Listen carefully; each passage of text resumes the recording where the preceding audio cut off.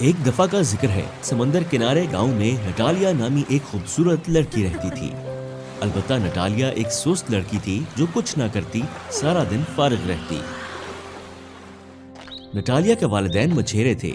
ज्यादा उम्र के बावजूद उसके बाप को रोज कश्ती चलाकर समंदर में मछलियां पकड़ने जाना पड़ता और हर शाम वो घर वालों के लिए खाने और बाजार में बेचने के लिए मछलियां लाता था। नटालिया, मैं बूढ़ा हूँ, क्या तुम मछलियाँ पकड़ने में मेरा साथ दोगी? बहुत जल्द अगर हम बूढ़े और कमजोर हो गए तो तुम्हें कमाई की फिक्र नहीं होगी।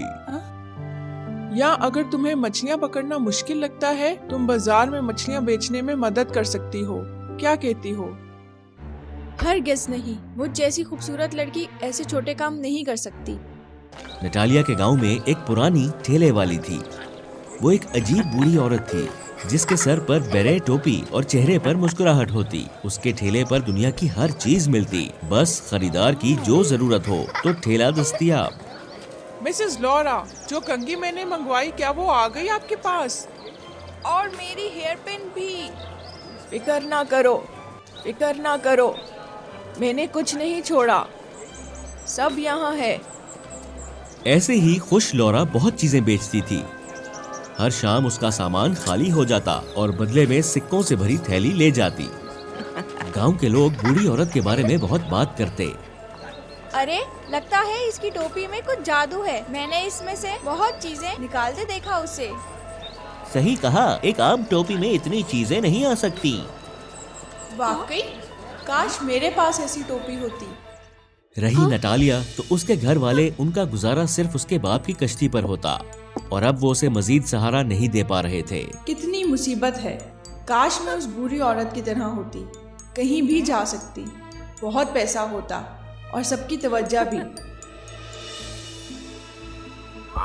मैं हमेशा के लिए इस तरह गरीब जिंदगी नहीं गुजार सकती। सोच कर अमल करने के लिए नटालिया ने बूढ़ी औरत को ढूंढकर शागिर्द बनने की ठानी, उसके साथ चीजें बेचने के लिए। क्या मदद कर सकती हूँ तुम्हारी खूबसूरत लड़की? क्या तुम कुछ खरीदना चाहती हो? मेरी जिंदगी बहुत मुश्किल है। मैं तुम्हारे साथ चलकर चीजें बेचकर कमाई करने की इजाजत चाहती हूँ। मेरे साथ? ठीक है, लेकिन काम मुश्किल है और सुस्त लोगों के लिए नहीं। तुम इतनी कमजोर लगती हो, कर लोगी? बिल्कुल, मेरा यकीन करो। और उस दिन से नटालिया बूढ़ी औरत के साथ चीजें बेचने सीखने लगी। पहले दिन नटालिया और बूढ़ी औरत बहुत दूर एक मछेरों के गांव में गईं। शुरू में वो भी बेचने में मेहनत दिखाती रही, लेकिन दोपहर तक नहीं, नटालिया का मुंह खुश्क और गला खराब होने लगा। वो फिर से सुस्त हो गई। नतीजे में सारा दिन नटालिया ने सिर्फ चंद चीजें ही बेची। नटालिया, तुम बेच क्यों नहीं रही? अगर तुम इसी तरह सुस्त रही, मैं तुम्हें छोड़ दूंगी। उस रात नटालिया और बूढ़ी औरत एक होटल में गईं। मालिक से बात करने के बाद नटालिया ने बूढ़ी औरत को टोपी में से पैसे निकाल कर देते देखा। मैंने बूढ़ी औरत को सुबह से टोपी उतारते नहीं देखा। इसमें पैसे क्यों हैं? क्या जो लोगों ने कहा वो सच है? नटालिया, क्या सोच रही हो? चलो चलें। रात को जब नटालिया सो रही थी, बूढ़ी औरत ने अपनी टोपी से नई चीजें निकाली और ठेले पर लगा दी। हुआ ऐसे कि नटालिया सिर्फ आंखें बंद करने का ड्रामा कर रही थी और देख रही थी, और आखिर उसने टोपी का राज जान लिया। जब बूढ़ी औरत सो रही थी, नटालिया बूढ़ी औरत का पर्स और टोपी चुरा कर भाग गई। अगली सुबह जब वो उठी, बूढ़ी औरत को नटालिया और टोपी ना दिखी, लेकिन वो सिर्फ मुस्कुराई। नटालिया बूढ़ी औरत की टोपी के साथ एक छोटे समंदर किनारे गांव भाग गई। ये एक मसरूफ जगह थी। उसने चुराए हुए सारे पैसे खर्च कर दिए और बच्चों में भी पैसे बांटे। इस टोपी से मुझे पैसों की कमी का कोई डर नहीं। जल्द मैं इस सल्तनत में सबसे अमीर हो जाऊंगी। जब पैसे खत्म हुए, नटालिया ने टोपी निकाली, लेकिन चाहे कुछ भी करे, टोपी से कुछ नहीं निकला। अजीब है, मैंने तो बूढ़ी औरत को इसमें से चीजें निकालते देखा। या पहले मैं इसे पहनूं? उसके बरक्स जब उसने टोपी पहनी, वो अचानक नटालिया के सर से चिपक गई। डर के उसने हर कोशिश की, इतनी जोर से खींचा कि उसके हाथ थक गए, लेकिन टोपी नहीं हिली। ओ खुदाया, ये मेरे सर से क्यों नहीं उतर रही? नटालिया ने इस सूरत-ए-हाल का पूछने के लिए बूढ़ी औरत के पास जाने का सोचा। अलबत्ता सब इतना आसान न था। उसने सब पैसे खर्च कर दिए थे और बहुत दूर भाग आई थी। बूढ़ी औरत को ढूंढने के लिए उसे वापस उस होटल जाने का रास्ता ढूंढना था। रास्ते में नटालिया को एक रेस्टोरेंट में नौकरी मिल गई। उसने बूढ़ी औरत के पास होटल वापस जाने के लिए पैसे बचाने का मंसूबा बनाया, लेकिन उसकी सुस्ती की वजह से नटालिया ने गलतियां की। जब वो खाना लाती तो बहुत चीजें तोड़ देती। मालिक से और बर्दाश्त ना हुआ, उसने नटालिया को निकाल दिया। नटालिया, मैं तुम्हें और नहीं रख सकता। तुम ये टोपी पहनने रखती हो, कस्टमर यहाँ से चले जाएंगे। ये पिछले दिनों की तनख्वाह है तुम्हारी। निकाले जाने, नौकरी छूटने और कमरा किराए पर लेने के पैसे ना होने पर नटालिया को लोगों के घरों के बाहर सोना पड़ा। अचानक बूढ़ी औरत नमूदार हुई और नटालिया को हैरान किया। नटालिया, यहाँ हो तुम फरेबी हो। मेरी टोपी चुराने की जुर्रत कैसे हुई? मैडम, ये नहीं, मेहरबानी करके मुझे माफ कर दो। ये टोपी उतारने में मेरी मदद करो। तुम्हारे पास मौका था, लेकिन गवा दिया। अब तुम्हें जिम्मेदारी लेना होगी अपने किए की। जब तुम खुद से पैसे कमाने का तरीका जानोगी, तब टोपी खुद ब खुद गायब हो जाएगी। हाँ? हाँ?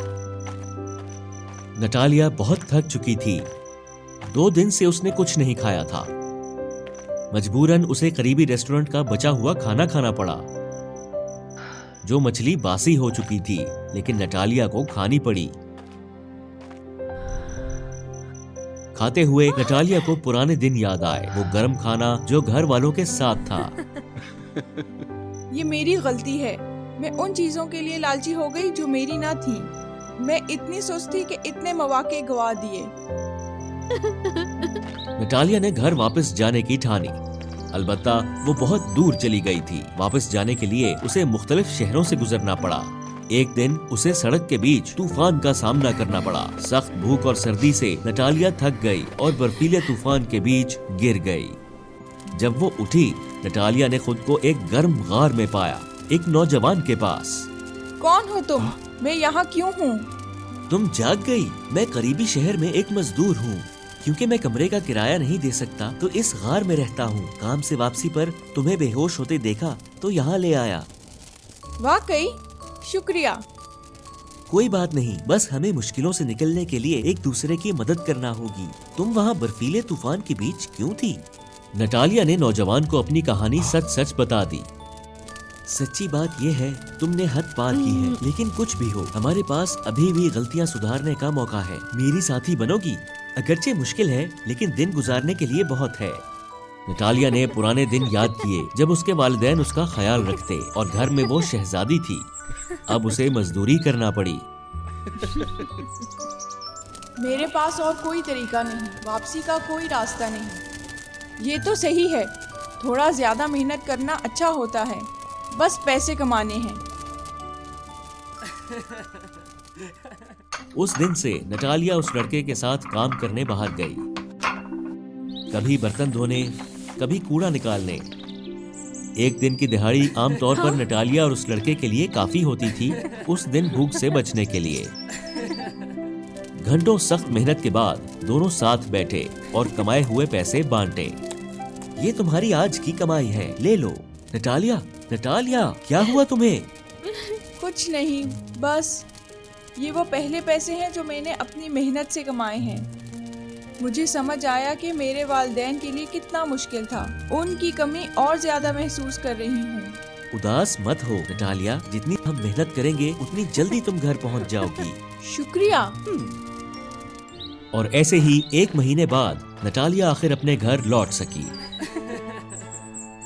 नौजवान ने खुशी से सर हिलाया और नटालिया कुछ देखकर हैरान हुई। हाँ? वो बूढ़ी औरत वहाँ थी, उसके घर के बाहर भी खड़ी थी। नटालिया को उस हालत में अपनी टोपी पहने देखकर उसने मुस्कुराकर उसे खुशामदीद कहा। मिसेस लॉरा, आपको मेरा घर कैसे पता? मैं बहुत शर्मिंदा हूँ जो मैंने किया उसके लिए। हाँ? नटालिया, मैं सब जानती हूँ। मैं इधर उधर सुस्त लोगों को सजा देने जाती हूँ जो दूसरों की चीजों पर लालच करते हैं, जैसे तुम पहले थी। लेकिन अब मेरे ख्याल में शायद तुम शर्मिंदा हो और अपना सबक सीख लिया है ना? हाँ, मैं सुस्त थी, लालची थी, अपने वालिदैन को छोड़ दिया। अलबत्ता माजी की सब बुरी हरकतों के बाद मैं समझ गई हूँ। मुझ पर एक एहसान करो, एक मौका दो दोबारा शुरू करने का। हाँ, क्यों नहीं, मैं सब जानती हूँ। आखिर अब तुम पैसे कमाना भी जान गई हो। अलबत्ता तुम्हें ये वादा करना होगा कि हमेशा मेहनत करोगी, वरना वापस आकर तुम्हें सजा दूंगी। ठीक है? हाँ, मैं बदलने का वादा करती हूँ।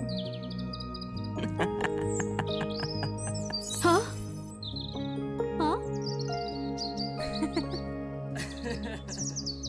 अपना वादा याद रखना, ठीक है? अब मैं चलती हूँ। शुक्रिया, बहुत शुक्रिया।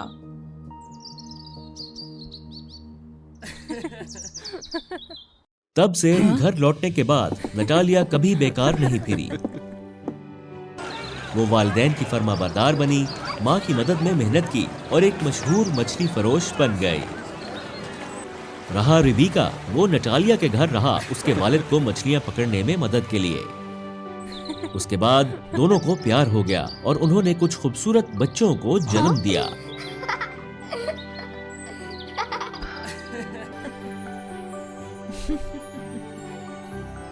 उसे समुंदर की सुनहरी मछली बना दिया जो मुस्तहिक लोगों की मदद करती, खुश होने में, और लालची और नाशुक्रे लोगों को एहसास दिलाती जो उनके पास होता।